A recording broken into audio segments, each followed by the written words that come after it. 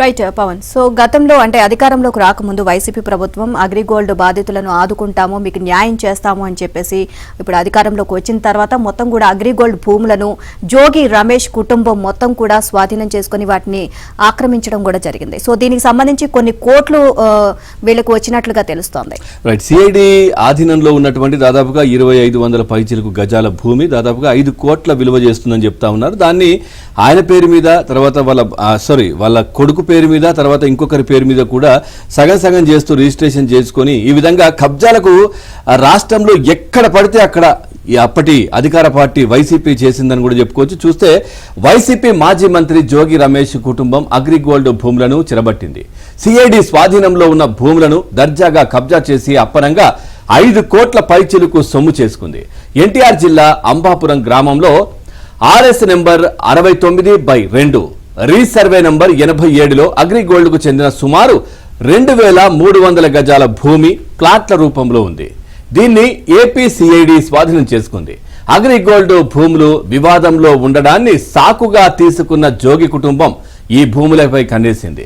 జోగి రమేష్ బాబాయ్ అయిన జోగి వెంకటేశ్వరరావు, జోగి తనయుడు జోగి రాజీవ్ కలిసి చెరో 1086, 1074 గజాలను తమ పేరుతో రాయించుకున్నారు. ఈ విషయంలో జోగి కుటుంబం తమ చేతికి మట్టి అంటకుండా అన్ని జాగ్రత్తలు తీసుకుంది. అంబాపురంలో RS నంబర్ 88లో పట్టాదారులుగా ఉన్న కనుమూరి వెంకటరామరాజు, కనుమూరి వెంకట సుబ్బరాజు తమకు ఉన్న భూమిలో 4 ఎకరాలను బొమ్ము వెంకట చలమారెడ్డికి విక్రయించారు.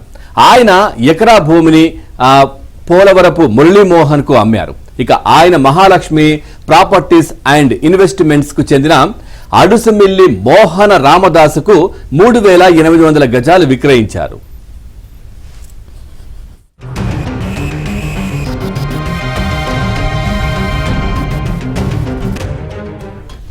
ఈ మోహన రామదాస్ నుంచి 2022లో జోగి వెంకటేశ్వరరావు, జోగి రాజీవులు 2160 గజాలు కొనుగోలు చేసి వెంటనే 200 గజాల ప్లాట్లను వేసి 7 వ్యక్తులకు విక్రయించి సొమ్ము చేసుకున్నారు.